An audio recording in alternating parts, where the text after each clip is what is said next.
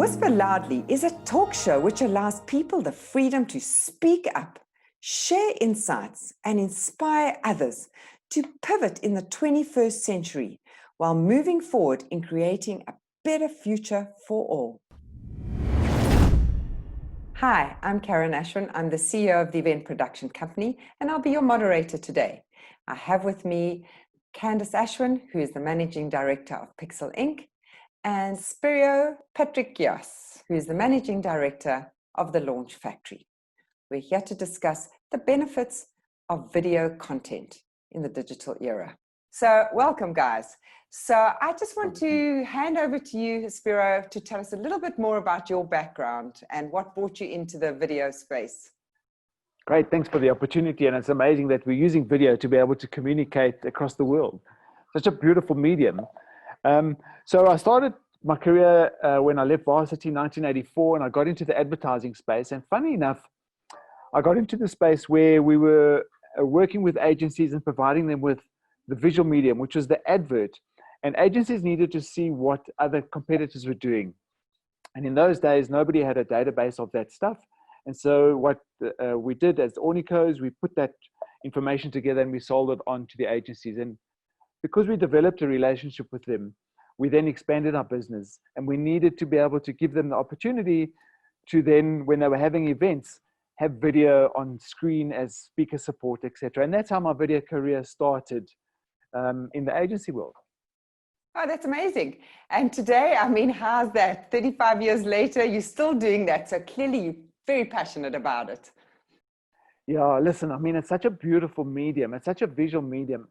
And I've managed to maintain and keep with the technology and how it's changed. Because the reality is today, technology has changed video so much, but the basics of what video has meant and stood for is still exactly the same. So although you can use your phone, and as opposed to having a R500,000 camera, which you needed in those days, is you still need to understand the structure of video and how to portray, a really good story. So yeah, I love it. I'm passionate about it.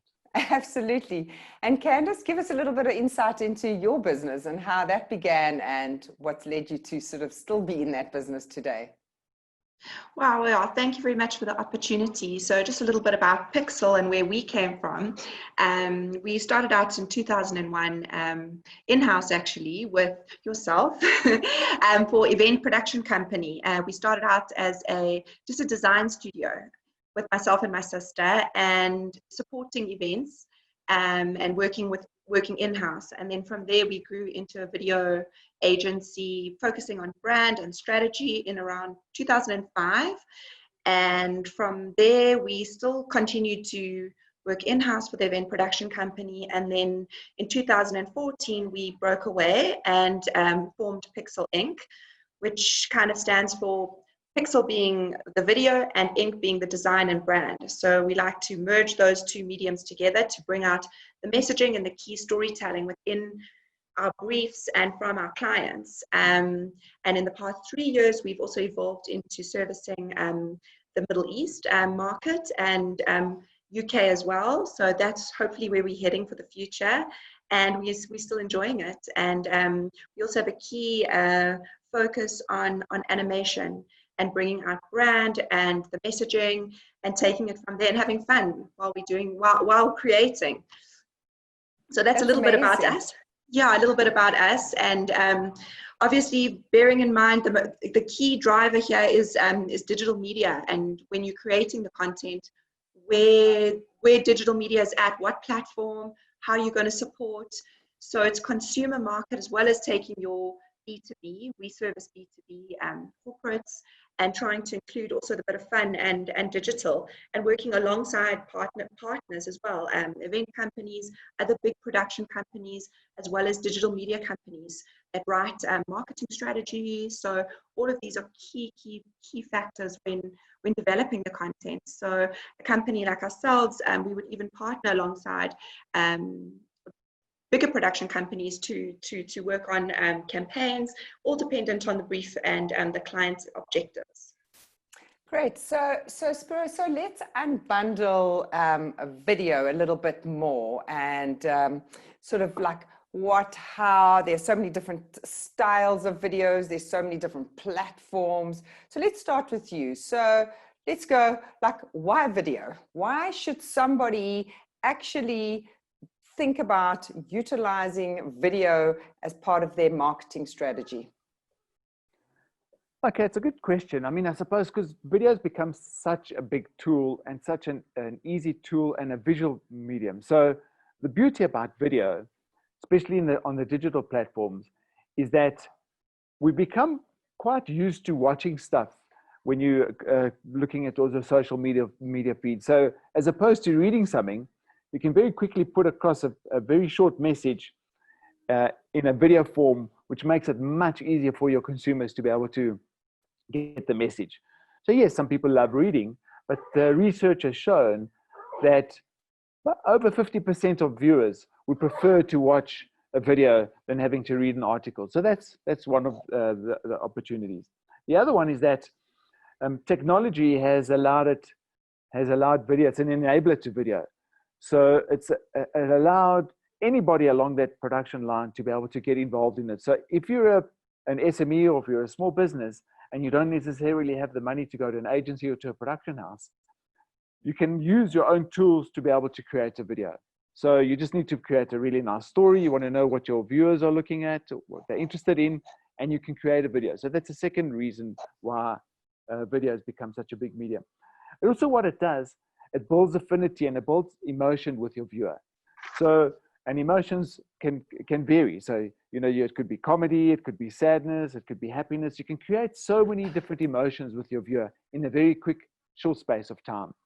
And I suppose the other thing is that, without a question of a doubt, video captures your attention very quickly. So while you're scrolling down your timeline, you can have this really amazing visual that captures your viewer's attention. And that's why videos become such a big tool in today's time.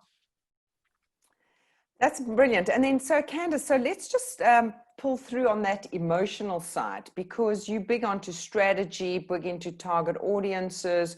Let's unbundle a little bit more about creating that emotion with the viewer. So when you're approaching a video, I mean, how would you strategically approach it then to pull out that emotion? Well, I think to pull out the emotion, basically, I think you've got to build trust and credibility when you're producing the content. So I think it's got to start with authenticity and a vision. And then as the phrase goes, the storytelling device, which is quite a loose term, but it is relevant, and it's a term that's used to create the basis of the strategy. Like they'll say the strategy and the storytelling, but strategy is also a wide word. So, but to get to the question in terms of the emotion, it would be to capture the feelings, building the relative emotion to captivate the audience. But you would have to understand who your audience is, and then obviously how long, in terms of the duration of the video, that it can capture that attention, it can motivate. It just depends on the objectives and where you're going to go with it. But I would say the key ideal tool to use is through a storytelling device. So Spero, so you mentioned that maybe the viewer can then, well, not the viewer, like the person with a phone can now start making a video. Do you think that they can sell their brand if they don't have the experience on how to basically understand their target audience, how to create this emotion through the right music or the right energy? I mean, surely they're just going to put something together and just put it out. I mean, give us some advice on that. You make a good point, you know, so because the technology is available to everybody, doesn't mean that everybody can actually make a video. And so that's that, you know, that tipping point. You got to decide what do you want to do. So a lot of the young millennials are pretty good at using the tool, but it doesn't mean that they'll be able to, that it will lead to a sale. But I suppose if we look at content along a content continuum, there's short format and there's long format, as Candace was saying. So where along that continuum do you actually want to play? And what is the delivery mechanism? What is your message? So there's so many different things that you've got to look at when developing a video and when developing your video strategy. So I'll give you a perfect example, a quick example of what I'm talking about. So we know that in the old days, a television commercial was a perfect medium to capture somebody's attention.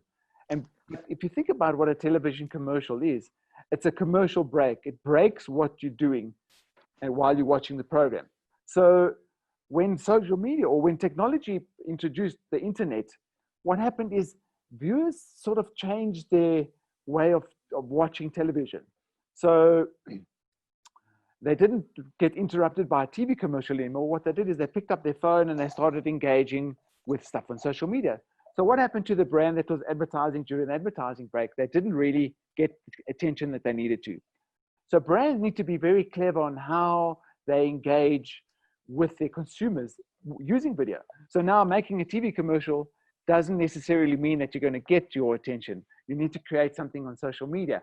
And so those are the different things that we talk about on that content continuum. Where are you going to get that viewer? Where are you going to get their attention? And really what you want to do with it is sell your product. So there's a very specific formula that you have to use. Absolutely. Picking up a phone and just shooting a piece of video doesn't mean that you're going to necessarily achieve your objective. So yeah, technology is there, but you've got to use it properly. You know, get involved with experts. It's like everything, I suppose, you know. Yes. Okay. So Candace, we want some tips around how to actually now create this. What is the formula? Tell us. I mean, or is this a big trade secret? We just want a little bit of tips about it, or, you know, what's trending. What's trending? So I would say, obviously, to attract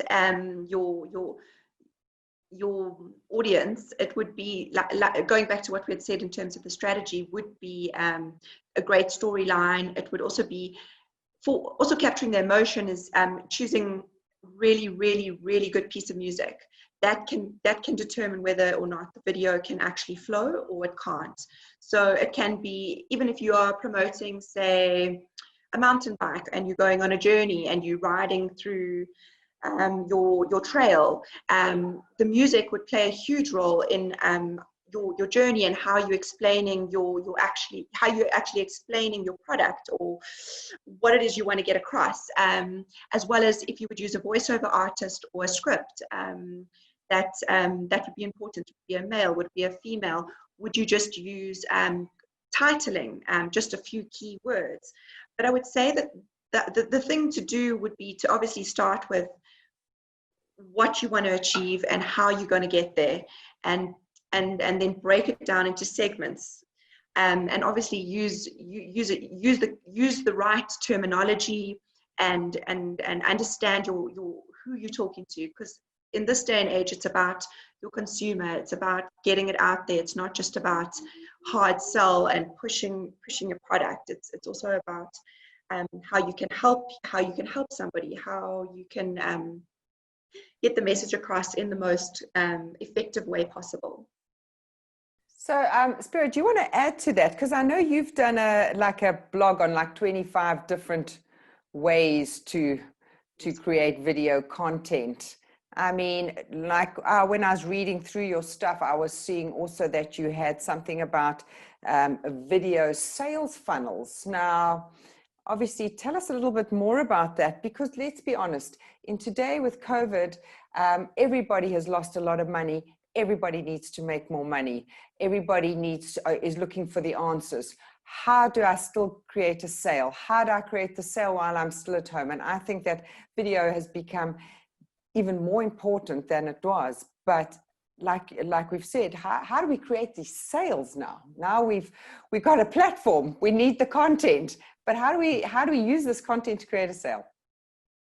Yeah, I mean, I'll thank you. I'll build on what Candace said. And I mean, I think that there's no silver bullet, but there are specific tools, and video is a beautiful tool to be able to do that, because a lot of people are stuck at home.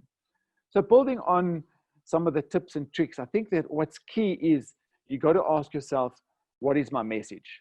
That's a key. And you got to sit down and say, okay, what do I want to say to my viewers, so that you can simplify it? Because a lot of brands and a lot of SMEs want to put so much into that message, and you got to be really careful. Don't put too much into that message, because you're going to confuse your viewer. So what's the message? A big key thing that you can specifically do on social media, as you can define who your target market is. And I promise you, no product talks to everybody. So you got to be very specific on who your target market is. The more you can define your target market and narrow who you're talking to, the better your end result is going to be. And then you got to say to yourself, what are my desired results? What do I want out of this campaign? Is it just video views? Is it links to my website? Is it downloads of my documents? Is it more sales? Decide what you want to do, because that also informs what your message is going to be. And then you're going to say to yourself, what type of video am I going to use? And that comes into that document that you were referring to, 25 ways of going through that sales funnel. And I can talk to that in a little second. And then the final thing is, don't forget, making a video is fantastic, but don't have it as the best kept secret. Decide what channels are you going to use for distribution. And there's so many different types of channels you can use. Is your product business to consumer? Is your product business to business? If it's business to business, you're going to use a very different type of channel. If it's business to consumer, you're going to use also different types of channels. LinkedIn, obviously, on the big business to business, and the other social media platforms on the business to consumer. So once you've defined those, then you can go through what type of video you're going to do. And there, it will lead you through the sales funnel. And the sales funnel is a typical sales funnel. At the top, you got a lot of people that will be interested, but it doesn't mean they're going to buy your product. And then you need to sort of attract their attention. What are you going to do to attract people's attention at the top of the sales funnel? And there you can do promo videos, how-to videos, educational videos. You can do a commercial in that space. So you're making people aware of your product. And then you start driving them to the engage space. You want them to engage with you, either asking you for a price or asking you for more information. And those videos will then start changing. And then once somebody's just about to purchase, you want to nurture them. So you're going to take them to the nurture space, which could be a case study. You can show people about your product via another product, which is like a testimonial. You can do the product update video, or a frequently asked questions, and then you're nurturing them. And so those are the different phases. And you can use what Candice is also chatting about, animation. And maybe you can just expand on that for us, Candice. Yeah, sure. Tell us about animation, Candice. Yes, so obviously from an animation point of view, it's also a powerful medium, and it's been used widely now in lockdown, because obviously, well, in the beginning of lockdown when we couldn't go out and shoot, so animation was a good medium to sort of roll out messages. So you get your different forms of animation, your 2D, your 3D, motion graphics, but more for digital platform, 2D graphics would be used, which would be like your explainer videos, your whiteboard, where someone's writing and it's a whiteboard animation. So there's also various apps that have come out with these tools that you can create it yourself, which obviously is your like entry-level video for your clients if you are a content creator. But from our side, creating a professional looking animated video would be using a studio, shooting the actual hand and how we translate the information onto the whiteboard. So that would be one thing in terms of whiteboard animation. Explainer videos are where you create a character, and the character then would deliver an explanation on, it could be for a teaching platform or for explaining, for example, I've just been getting a couple of inquiries in for safety procedures, or how certain companies are handling COVID, what their procedure would be. Take, for instance, a school. You drive in, you get your hands sanitized, then you get your temperature checked. So these are very important mediums where animation has been used to translate information through. So that's just a couple of examples. There's obviously also motion graphics where you can use, which is utilized to create promos. So that's also for television. Take DSTV, for example. If you watch the way they do their advertising, that's done through promos and cuts of what they're about to show, as well as taking logos and animating. So it all works on all different levels. But just going back to the level of on digital media, I would say the most effective is your explainer videos, your whiteboard animations. You can get them done quite cost effectively. And we have been pushing out a couple of those. And then obviously your safety videos for your companies. So that's where I would say we've been utilizing a lot of animation just currently. I want to pick up with you, Spero, in terms of, you mentioned about distribution. So I was reading that they were saying that HubSpot actually quoted this, that 80% you have a better hit rate on your landing page if you have a video. Apparently you get like an 80% hit rate, so which boosts conversation. Let's talk a little bit more about distribution and where we can place these things, because we're kind of getting around. We understand now we've got to do these videos, we've got some tips, but I think people are still confused where you get the most hits and why. And also if you can expand a little bit about, if we're in the doing like virtual conferencing, surely at that point as well, creating video content to communicate, because it is a broadcast medium, and people have to remember that's what it is. Okay, fantastic. Thanks. You know, so HubSpot is a fantastic platform because, you know, it's like a really nice big CRM tool.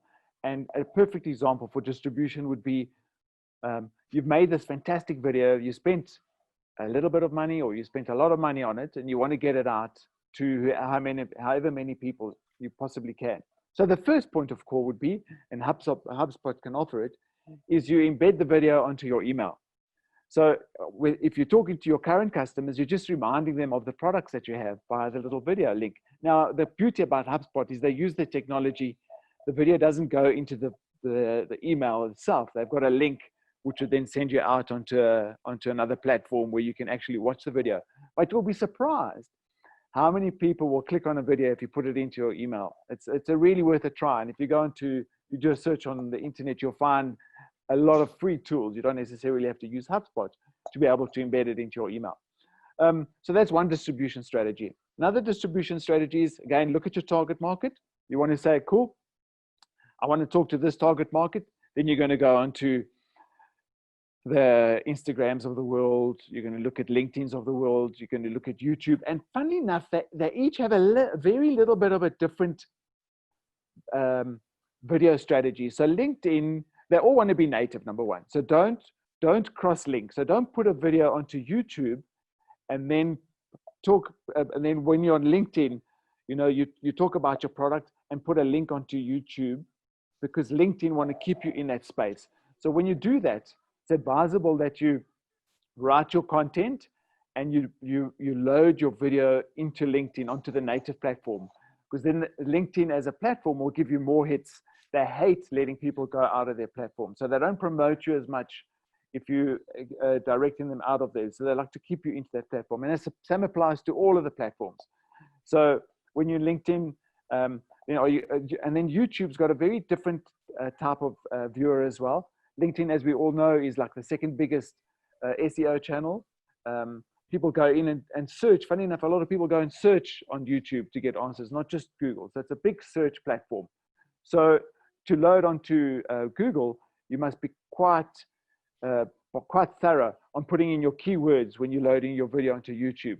Whereas when you're loading your video onto LinkedIn, you know, you just got to have a really good story. So you create your story around your video. So all of those platforms give you a little bit of a different distribution facility and ability, and a different target market. So LinkedIn, Instagram, Twitter, email, YouTube. And again, I think a big one is if you can advertise using video on Google. I don't know if you've recently done a search. If you're looking for how to, Google will publish back to you the answers, but in video at the top, which is so interesting. So another unbelievable opportunity for you to be able to get your product out there and maybe make a sale. Yeah, so what we're saying is video is the future. It really is. I mean, people want to see more than read more, maybe because of time. So Candice, what's your take on it? Yeah, so just to pick up on what Spero had to say, I'd like to just look at the virtual events side as well. That's also evolved and going to evolve. Events being online, trade shows, conferences, car launches. So I think that's also going to start taking on virtual reality and AI, especially like from the car launch point of view. Speaker presentations, there'll be obviously a material and videos that need to support the virtual event side as well, because that also is a medium where communication has to be strong and there has to be diversity when a virtual event is taking place in terms of presentation, brand. So that is obviously also evolved and disrupted the market at the moment. So if we want to talk about trends, and maybe Spero wants to pick up on what the current video trends are, I would say a very big trend is back to when I was talking about animation and then obviously also delivering and support material and videos for virtual events. I don't know, Spero, if you want to pick up on that in terms of trends. I think you're spot on. You know, I'll give you an example about using video in a virtual space. So yesterday, I was on a video conference in Nigeria. They had 12,500 people that were in that event. And the keynote speaker was an entrepreneur, and he had created, I don't know, 3 or 5 businesses that were bought by Apple or Amazon, and it was incredible. And he didn't talk about those businesses at all. He showed a 30-second or a 1-minute video about each one of those businesses. And it just said the world about that business. You understood it. And what video can do in those virtual conferences is you can define exactly the emotions that you want to take your viewer through. And at the end of that 30 seconds, you know that your viewer has understood that video. So video as a support mechanism in these virtual events is such an important part. We mustn't forget about it. Yes, it's a very interactive, engaging medium and platform, but the support for it is fantastic, and video is the best medium for it. So yeah, it's unbelievable. Good point. I think also, because virtual has gone, it's a worldwide sort of medium. So there's a lot of sometimes lost in translation. So perhaps video is really quite a good medium then again, because you can get, like you said, you get the message across. Even if they can't understand the language, they certainly will get an idea and a feeling of the music and whatever's been going out there. So getting back to that, I mean, how do you cope with different languages? I mean, how do you just do subtitling? What do you reckon works? So it's a well-known fact that across the social media platforms, whenever you watch a video, it's defaulted to the audio muted. So you'll never really get onto any piece of social media with the video playing. You actually physically got to go and turn the video volume on. So what happens is you'll see every one of the brands will have the text that will run across the bottom, so that if you're sitting in a public forum and you do happen to land on that video, you don't want the browser to jump off because they don't understand it. So you can also devise a mechanism, a technique that whichever country lands on it, you'll be able to put it up into that particular language. So yeah, you can. That's the beauty about video. You can put your subtitle in any language that you want to, and it's a very powerful tool. So then you have to create those subtitles. I mean, surely that's not just automatic.